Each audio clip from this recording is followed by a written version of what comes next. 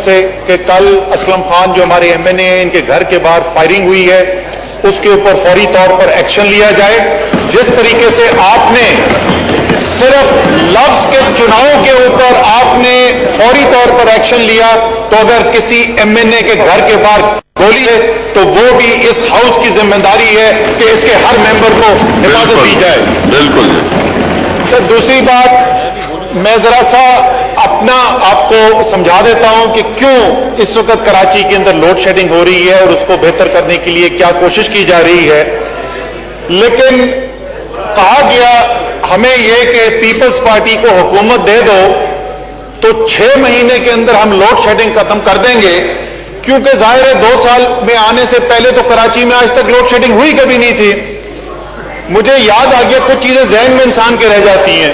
मुझे आज तक याद है स्पीकर साहब, बिजली गई हुई थी, कोई 12-14 घंटे से बिजली गई हुई थी, सारी रात हम सो नहीं सक रहे कराची में।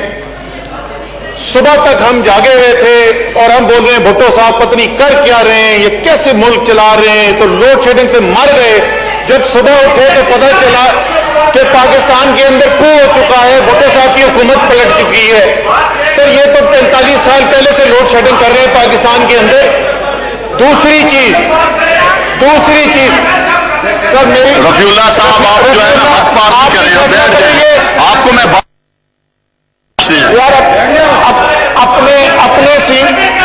अपने सीनियर से सीखो, बात सुनना सीखो, अपने सीनियर से तो बैठ के चुप करके सीखो। आप रफीउल्लाह साहब, मैं आपको बार बार तंबीह कर रहा हूं कि आप बैठ जाए, आप बैठ जाएं, आप बार बार मत बोलें। आप अकेले नहीं है इस हाउस में, आपने पूरा इस हाउस को जो है यरगमाल बना देते हैं खड़े होके। आप करना क्या चाह रहे हैं? आप हर दफा खड़े हो जाते हैं, आप चुप करके बैठे। आपको मैं वार्निंग दे रहा हूं, आइंदा आप आइंदा इस तरह नहीं करेंगे बिल्कुल। सर, दूसरा सवाल जो उठाया गया वो के इलेक्ट्रिक में बहुत सारे सवाल उठाए गए।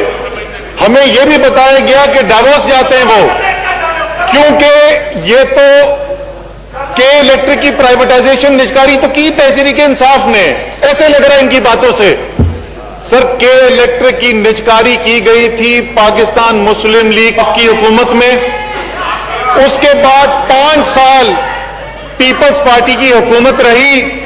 अल्हम्दुलिल्लाह ये हाउस प्रिविलेज है कि उस पीपल्स पार्टी की हुकूमत के वजीर बिजली जो बाद वजीर आजम पाकिस्तान बने, राजा परवेज अशरफ साहब मौजूद हैं। मैं उनसे रिक्वेस्ट करूंगा वो भी खड़े होकर बताएं कि ये इतनी क्रिमिनल आउटफिट जिसने के इलेक्ट्रिक को खरीदा हुआ था, तो इन्होंने उसको क्यों नहीं पकड़ा। फिर उसके बाद आ गई मुस्लिम लीग नून की हुकूमत, 5 साल अल्हम्दुलिल्लाह वो भी हुकूमत चली।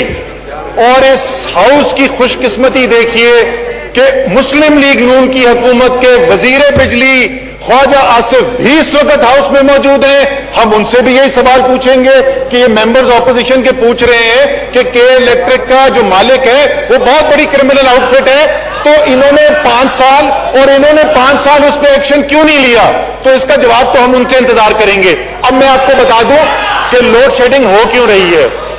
सर, लोड शेडिंग इसलिए हो रही है कि हमने जिस वक्त कराची की मांग बढ़ती गई, कराची के अंदर बिजली की जरूरत बढ़ती गई, लेकिन हुकूमतें जो पाकिस्तान में थी उन्होंने कोई कदम नहीं उठाया कि या कराची के अंदर बिजली की पैदावार बढ़ाई जाती, या जो बाकी पाकिस्तान है कम से कम वहां से तो सिस्टम इंपोर्ट कर सकता।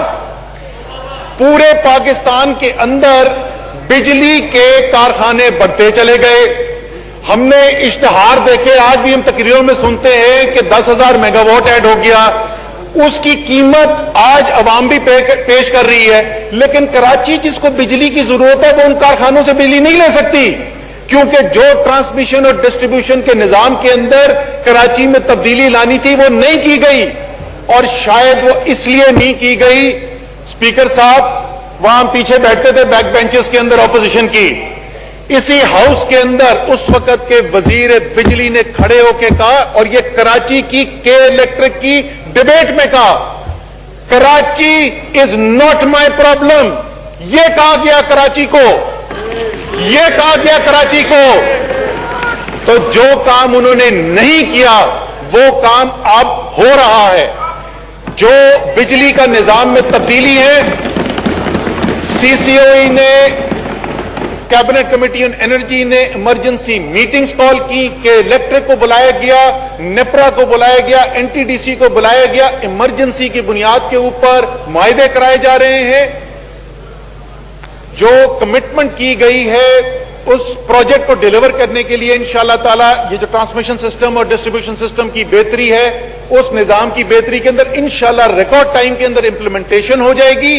और आप वो देखेंगे कि वो कराची जिनको ये हुकूमतें कहती थी कराची हमारा मसला नहीं है, तहरीक इंसाफ की हुकूमत कहती है कराची हमारा है, कराची के बगैर पाकिस्तान मुकम्मल नहीं। जी राजा परवेज अशरफ साहब।